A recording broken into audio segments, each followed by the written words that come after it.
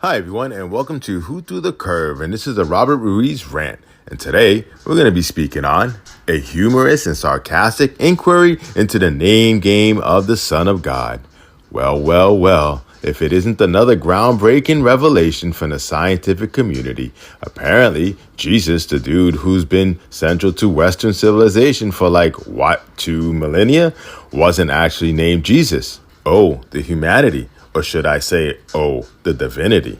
Scientists have decided to shake up our Christmas cards, Easter celebrations, and every sermon ever preached by suggesting that the Son of God went by a different alias. Buckle up, because we're about to dive into the comedic abyss of biblical name changing. First off, let's give a slow clap for these scientists in a world where we're trying to figure out how not to turn the planet into a giant oven or how to keep the internet from predicting the apocalypse every other Tuesday. They've decided the most pressing issue is what we've been calling Jesus all this time. I mean, forget climate change. Let's talk about linguistic discrepancies in ancient Aramaic. So what's the big reveal? According to these scholars of the sacred scrolls, Jesus was probably called something like Yeshua or Yeshoshua in his native tongue.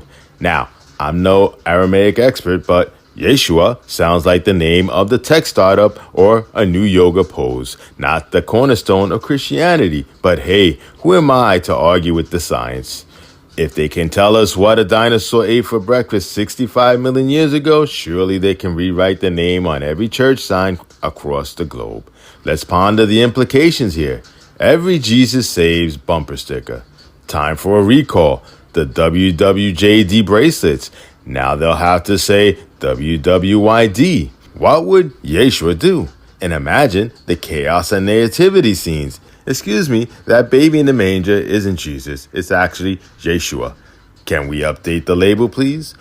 Oh, the horror for religious merchandise producers. But the real comedy here is in the timing. For 2,000 years, we've been doing just fine with Jesus. Churches have been built, wars have been fought, and billions of people have found comfort in that name. But now in the age of information overload, when we're just trying to keep up with the latest social media algorithm change, scientists decide this is the hill to die on. Imagine the theological debates. Pastors will have to explain from the pulpit that, yes, folks, we've been praying to the wrong name. But don't worry, the prayers still got through. God's got a good spam filter. Theologians will argue over whether this revelation means we all been mispronouncing salvation. And Vatican. Oh, I can see the headlines now. Pope calls emergency meeting to discuss divine rebranding. The humor here isn't just in the name change, it's in the human reaction to it. Picture the conspiracy theorists going wild, claiming this is all part of a government plot to undermine faith. Or the new marketing genius who realizes that there's a new niche market for Yeshua was here t-shirts.